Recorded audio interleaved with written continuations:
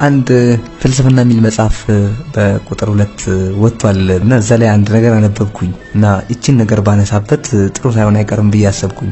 የፍልስፍና ጠላቶች ብለህ ከገለጽካቸው ነገሮች ሁለቱን ባነሳ እርግጠኝነትና የጋራ መግባባት ናቸው የሚል ነገር አየው እና እንዲህ ሲል አንድ ሰው እንዲህ ቢያስብ ምን መልሳለሁ? ለምሳሌ እና የፍልስፍና ጥያቄ ሐሳብ ማመስ ነው ወይ መጠራጠር?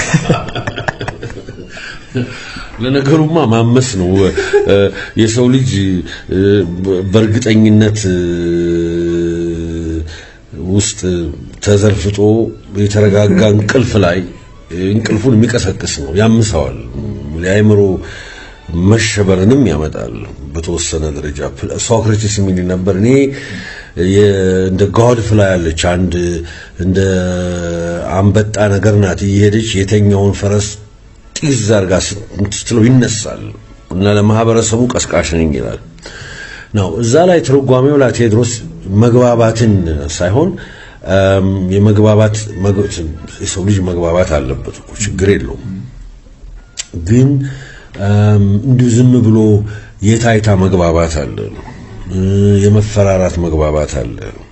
ገባምለ ሳንግባባ ደግሞ የተግባባን ይመስለናል። እንደውም ጥሩ አጋጣሚ ነው፣ ጥሩ ጠየቀኝ። ስለ መግባባት አንገል እንገረን።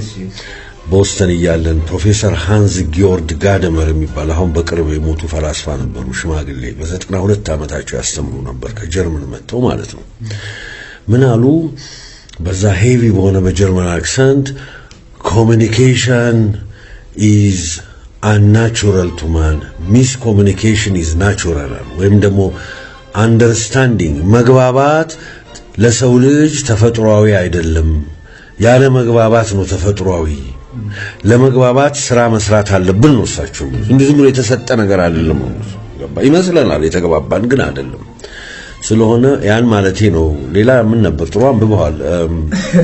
ግቡ ምንድነው ማለት ፍልስፍና የት ነው መድረስ? ለምሳሌ አንድ ሰው መልስ ካገኘ በኋላ በመልሱ ረክቶ እርግጠኛ ቢሆን መፈላሰፉን አቆመ ካልን ከፍልስፍና ወጣ ማለት ነው ብለን ልናስብ እንችላለን።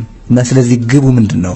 ሁልጊዜ መጠየቅ፣ መጠራጠር ሳይሆን ፍልስፍና ኑሮ የፍልስፍና ዘይቤ አንድ ሰው ተፈላስፌ ጨረስኩ ካለ ፈላስፋነቱን አቁሟል ማለት ነው። የሚያልቅ ነገር አይደለም።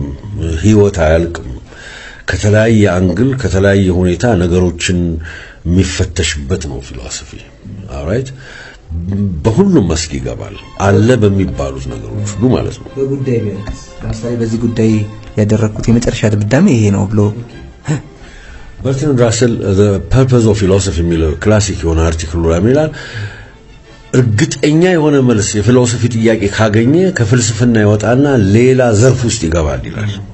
ሌላ አይነት ዲሲፕሊን እንደ ሳይኮሎጂ ይፈጠራሉ፣ እነ ሶሲዮሎጂ፣ እነ ፖለቲካል ሳይንስ እንደኚህ ሁሉ ከፍልስፍና የወጡ ናቸው። መልስ እያገኙ በሌላ አይነት ጥያቄ ያጣይቅ ዘይቤ እያበለጸጉ ይሄዱ ናቸው ማለት ነው እንጂ ፊሎሶፊ is interminable የሆነ ራሳቸው ግሪኮቹ ምን አሉት መሰለ ፊሎሶፊያ ላቭ ኦፍ ዊዝደም ነው የሚሉት። ገባምለ የፍቅር የመውደድ ነው የጥበብን መውደድ ነው የሚለው። መውደድ ማለቂያ የለውም። ኮምፔር አድርግ። ለምሳሌ ከፈለክ ዲዛየር እና ላቭን አወዳድር። ዲዛየር ሴንሸብል ነው። ዲዛየር የምታደርገውን ነገር ስታገኝ፣ ለምሳሌ ዛሬ ማታ ክትፎ መብላት ካማረ ክትፎ ስታገኝ አለቀ። ይሄ ዲዛየር ነው። ላቭ ግን ኢንተርሚነብል ጀርኒ ይለዋል አን ስፓኒሽ ፋል ዘለቄታ የሌለው ማቆሚያ የሌለው ጉዞ ነው ወደዛኛው ወይ ወደ ወንድየው ወይ ወደ ሴትየው ጉዞ ጀርኒው አያልቅም እና ፍጻሜ የለውም። ምክንያቱም አየህ እንዴት መሰለ ጥሩ ጥያቄ ነው። ይኸው እንዴት መሰለ እያገረሸ ነው የሚሄደው። አገኘኋት በቃ ረካው ከሆነ ዳይኗና ላይ ስላገኘኋት ወደድኳት ይላል ፖይቱ።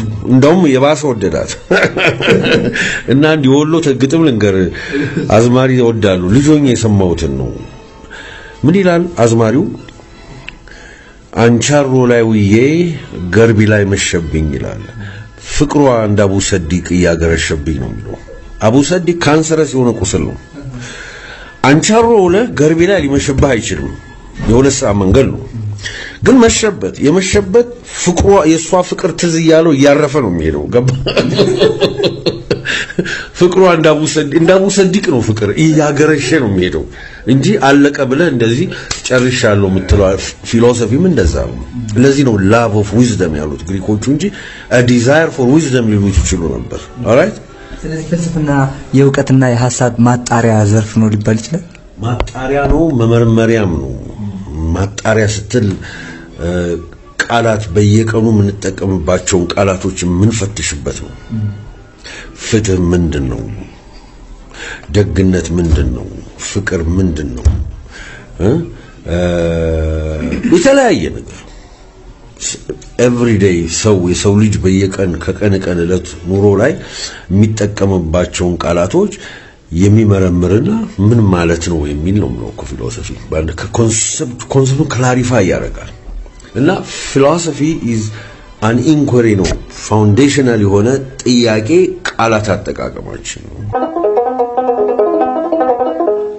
በልተነሳ ልቤ አስብ ተመራመር በልተነሳ ልቤ አስብ ተመራመር